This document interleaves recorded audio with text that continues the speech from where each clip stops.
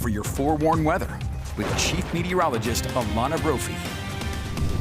How about our Tuesday with those soggy conditions ending on a very pleasant note throughout the state with a drier setup? Great sunset photo coming from Susan in Cedar City, Iron County, just looking beautiful as those colors, well, they faded this evening. Look at that heavy rain coming down. We had lots of moisture in northern Utah and along the Wasatch Front as a cold front moved through, started last night, impacted us this morning and through the afternoon with those soggy conditions. Look at some of our precipitation totals. Picked up more than an inch of precip in South Weber. Centerville got 0.85 inches. Bountiful pretty close to that with 0.8 there. This is a month's worth of moisture for some locations in just one day. 0.65 in Draper. Richmond getting 0.6 there. Over half an inch in Fillmore. South Ogden getting 0.53. Thank you to Bryant for sharing that number. Almost half an inch in Kaysville. Brigham City at 0.4. And Salt Lake saw 0.4. Now Salt Lake International saw 0.27 inches since midnight last night. So a healthy dose of moisture, and then in the last few hours it's just been cloud cover with that trailing wave. We saw a lot of the moisture track to the east.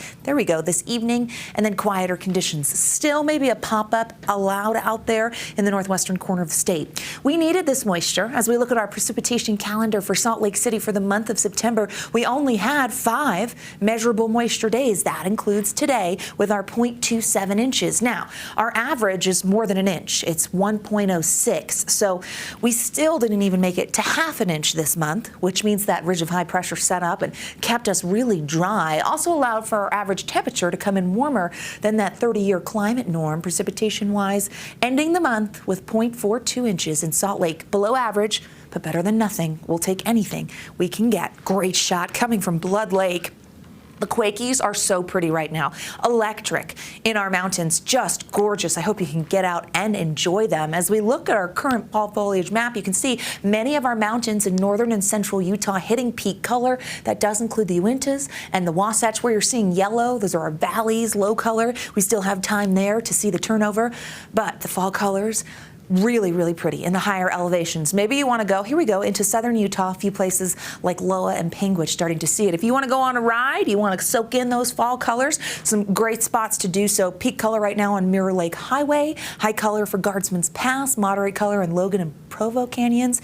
Monte Cristo looking good, and then of course the Alpine Loop is always popular. Time-lapse video coming out of southern Utah with that cloud cover throughout the day. They stayed dry though in the extreme south as we cleared out those clouds and allowed for some quieter conditions as we made it into the evening.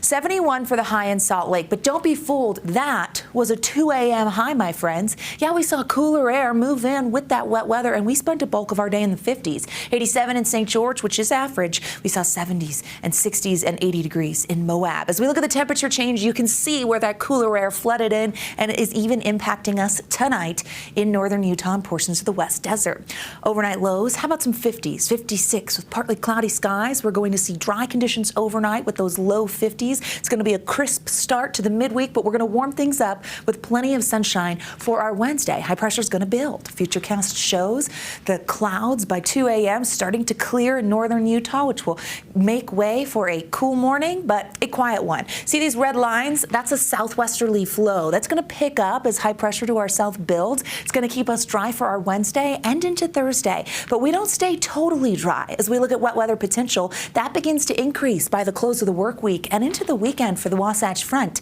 The reason being, well, I'll show you. So here's that upper level low that sent a cold front our way, and the moisture we saw. Our building high pressure to the south will allow for those pleasant temperatures tomorrow and into Thursday, but we're watching this trough. It's deepening low near the Pacific Northwest. It's got cooler air with it that swings inland and moves over Utah. So by Saturday, we're looking at showers, scattered showers and storms with cooler air moving in. Everyone may not get rain. Everyone will notice the temperature drop. 70s for tomorrow as we rebound nicely with the mid to upper 70s along the Wasatch Front. 80s towards the Four Corners, 87 in St. George. Looking at the next 7 days in Washington County, you see just a chance for an isolated storm on Friday and temperatures fairly close to seasonal norms.